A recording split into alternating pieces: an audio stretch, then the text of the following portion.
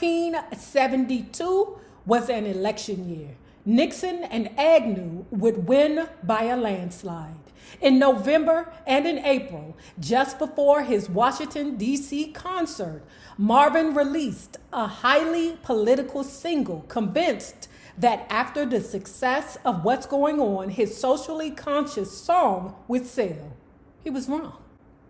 You're the Man, Part 1, became a top 10 soul hit, but never crossed over. It was a disappointment to Marvin and Motown. And aside from being released in the 1974 3-LP anthology, was never included on an album. More importantly, it gave Gaye serious doubts about the direction of his career. He worried that he could no longer count on social issues for sales. At the same time, Marvin began answering Hollywood's calls. He started commuting between Detroit and a small apartment on Cattaraugus Avenue on the west side of Los Angeles, where he found himself immersed in his one and only serious film project, the score to Trouble Man. Let me tell you what I learned in this book today. Thank you, David Ritz, because you're always teaching me something, right? What he said was what Hollywood would do is they would create these low budget, shitty movies, knowing that they were shitty, and then hire a high ranking musician to create the score. Because what would happen is sometimes the score, the music, the soundtrack would be the draw, hence the Car Wash. Hence Curtis Mayfield's Superfly and Isaac Hayes' Shaft. The musical scores were far more interesting than the silly cops and robbers film they occupied. Trouble Man was no exception. Gaye viewed it as a large canvas on which he painted his newly discovered Moog figures. He'd always wanted to do a jazz instrumental album, and Trouble Man became just that. In October, Hollywood caught Marvin's attention again. Lady Sings the Blues opened big, and suddenly Diana Ross was a movie star. Diana showed me that I could be a movie star, Marvin said. Not that she wasn't good. She was great. She deserved her raves. By putting her heart into the role, she showed everyone that she's a natural. It was a bullshit plot, but her singing was right on. Give me a male musical role that juicy though, and I'll accomplish the same thing. Diana was the princess, but I was still the prince. I'd done nothing to hurt my public image and was convinced that by waiting as long as I did, my timing was perfect. Naturally, I could have used a Berry Gordy. Barry had been with Diana every step of the way, practically, directing the movie himself. Yeah, let's see if he mentioned the fact that Diana Ross wanted to throw his body. He understood her just as he understood me. In my opinion, he proved to be as good at movies as music. There's no denying Barry's genius. He molded Diana. She became his living, breathing brainchild. He made millions off of her, as she made a few dollars off of him. Catch that. With all his great accomplishments, though, people forget Barry had his share of flops. At one point, he signed Sammy Davis, Tony Martin, Barbara McNair, Connie Hayes, and Billy Eckstein, and never did figure out how to sell records on any of them. For every hit, Barry must have had 3 duds. But it's okay. His lifetime batting average was still an all-time high. When he heard the Jackson 5 in Detroit, for instance, he scooped them up, threw them in a plane, and flew them to Hollywood and got his production teams cranking out songs for him, all in a matter of days. Barry could smell money. I'm not saying Barry didn't love me, but what good was he doing me by spending all his time selling Diana as a black Barbra Streisand to a white market? Okay. Not that I ever let him know my attitude. My attitude was, I don't need anyone. In fact, I had something that Diana and Barry lacked. I was sure I could write screenplays and decided to do one based on a character in What's Going On. A black man returning from Vietnam. I'd star in the movie. Maybe I'd even direct it. I wasn't completely confident, but I felt myself moving in the right direction. Ever since the celebration in Washington, D.C., things had been a little more peaceful, Marvin remembered. It had been so many years since I'd lived in the same city as Mother. I thought that maybe it was the one thing that could make me happy. My family and I could all start a new life together in LA. Maybe even live under the same roof again. It was a beautiful dream while it lasted. But then I'd think about Father, and the old nightmares returned. Gay cut the cord with Detroit and made the move in 1973.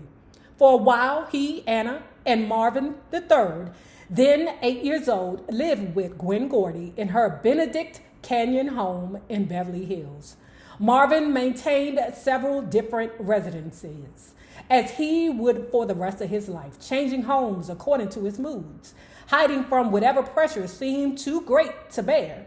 He and Anna purchased a house on Outpost Drive, an exclusive section of the Hollywood Hills. He maintained his small apartment in West Los Angeles, and later in the year bought his parents the sprawling lime green Tudor-styled home built in the 30s on Gramercy Place in the Crenshaw district, the black middle-class, low-rent business and residential neighborhood which spread over the smoggy center of LA.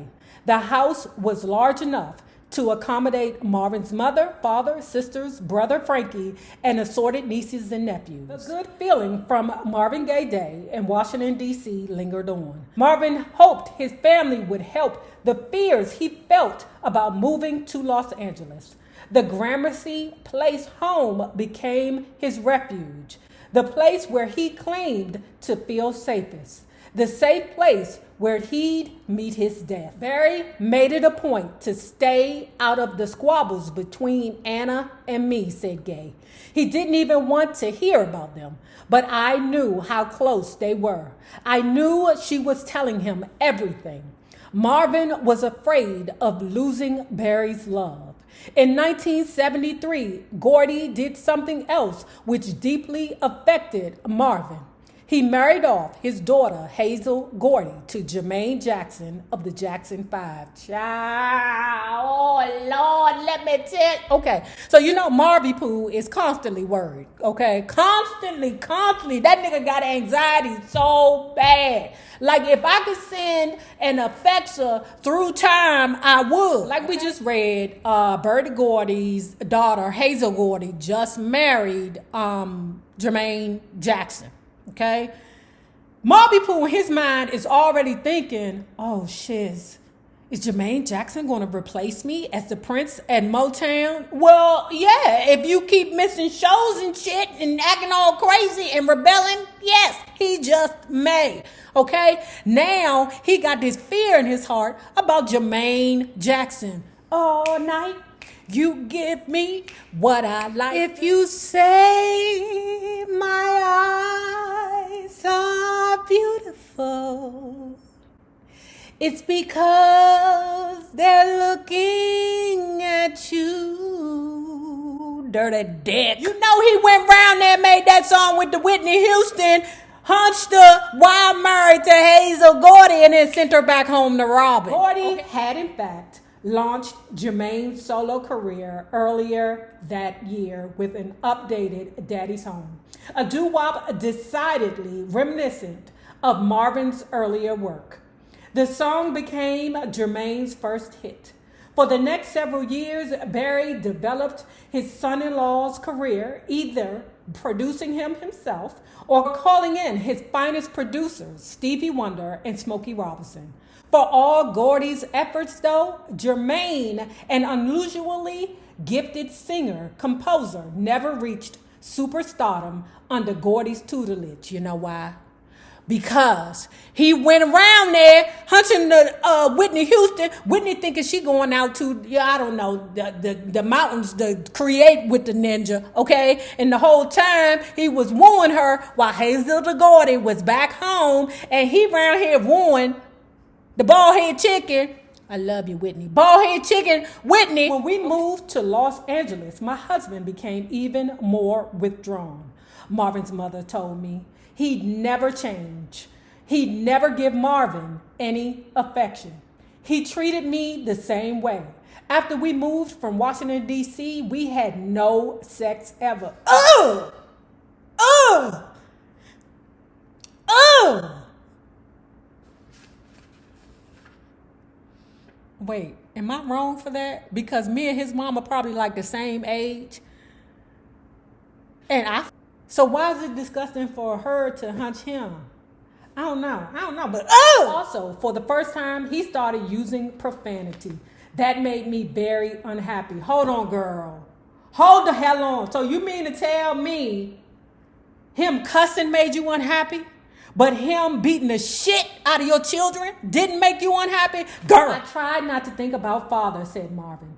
Thinking of him would keep me in the dumps for days. So I did my best to keep working and try to stay happy.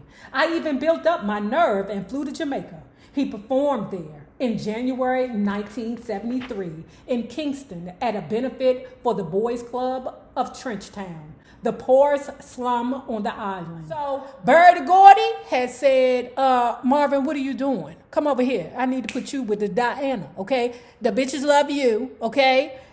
Everybody loves the Diana. So let's see if we can get the two together and make magic. Diana Ross, I think, was pregnant with Tracy Ellis Ross at the time.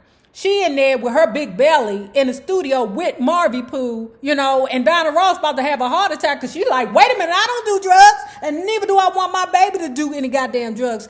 Barry, can you make Marvin put this marijuana out? Marvin said, no, fuck her. I ain't putting nothing out. Diana said, I ain't doing nothing with him. I don't like his ass.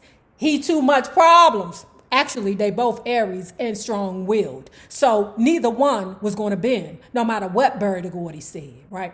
So what ended up happening with that collaboration, they recorded it separately. Diana was very much on his mind as he sat for a long interview with Paul Bernstein and Bob Eisner of Crawdaddy magazine in the first half of 1973. They met in Tommy Tucker's Playroom on Washington Boulevard in LA, a bar not far from the parents' home on Gramercy Place. He tried to hype the album, but his candor got in the way. He admitted that his real reason for working with Diana was just to boost his career.